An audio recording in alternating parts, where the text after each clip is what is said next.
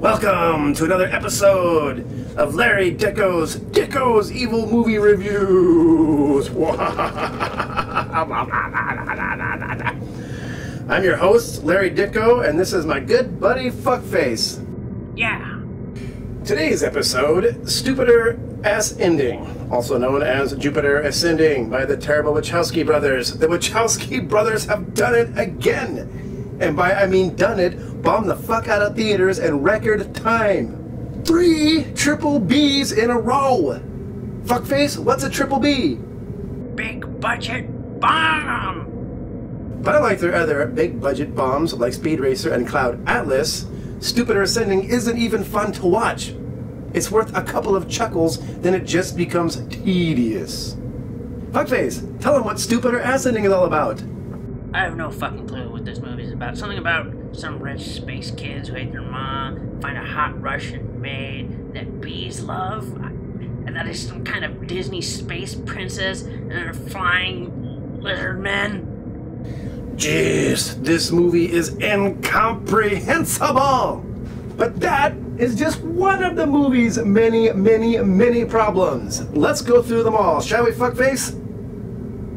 Problem 1. The main hero looks totally fucking ridiculous. Hi, I'm from Jupiter Ascending.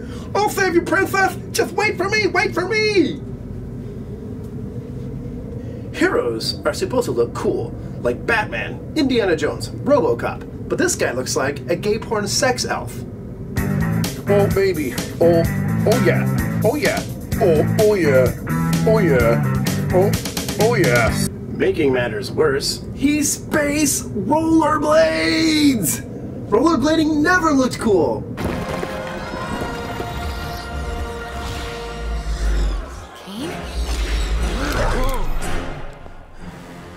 They always look dumb, and when you're rollerblading through space, you look super stupid! Blade gear makes skating better.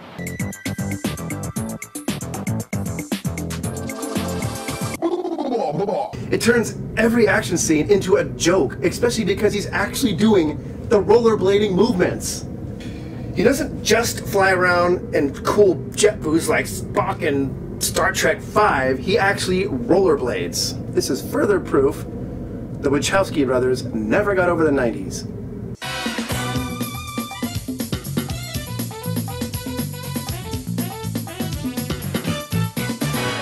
You know the hardest part about rollerblading, right?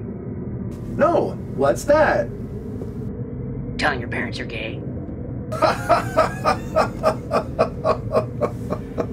I like rollerblading secretly.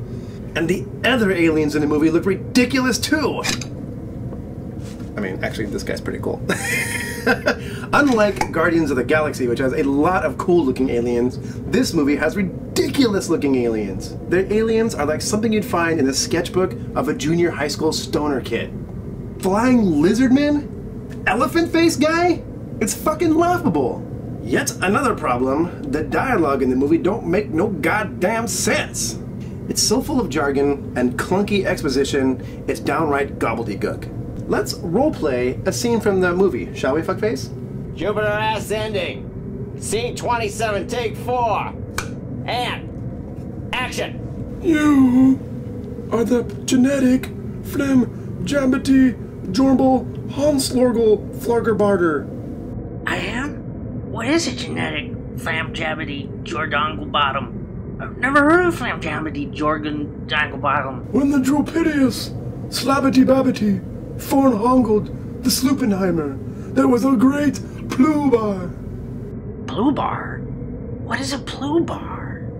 Perhaps my science officer can explain. Science officer, Handsome Dan?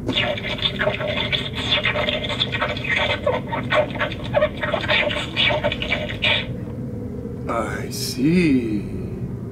Actually, that entire scene was probably too comprehensible as compared to the movie. And the voice I'm doing is one of the most ridiculous characters who comes across as sort of a super gay Mark Allman with laryngitis. And another problem, and the most painfully obvious, is the movie is a big rip-off of several other much more interesting sci-fi movies.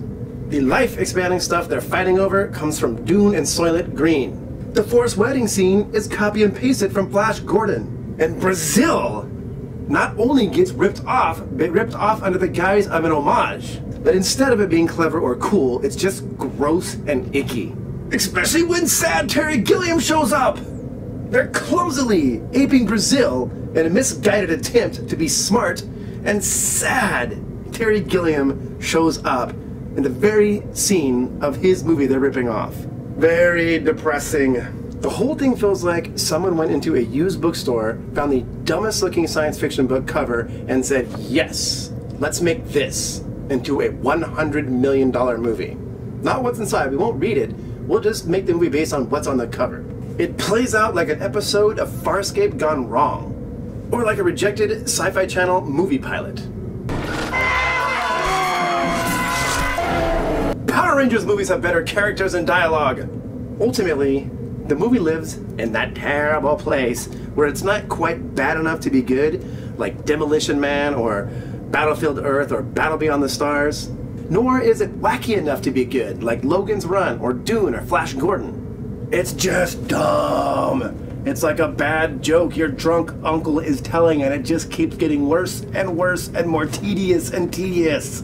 According to one of the characters in the movie, and I'll try to use his voice, time is the single most precious commodity in the universe. Wow, kind of sounds like Dumbledore, huh?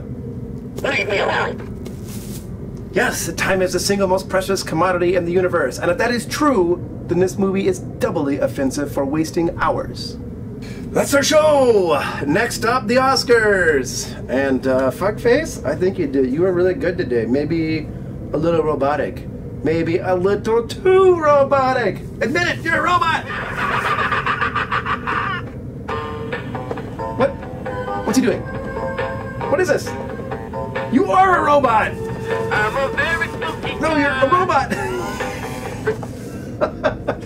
I'm sorry, ladies and gentlemen. Fuckface refused to do this show because the movie was so fucking awful, he wanted nothing to do with making a show about it. So he did not come today, which is why we had to get a fuckface robot that can only dance around a little bit. Dance! That's it. We couldn't afford a very good robot, so this is what we got. I'm a very spooky guy. And you don't think I'm too Good job, fuckface robot. That's our show. Anyway, Oscars coming out probably in 3 weeks or something like that. Let's hope it's a good one. Bye. Thanks for watching. Don't watch Jupiter Ascending. Not worth it. Not worth it.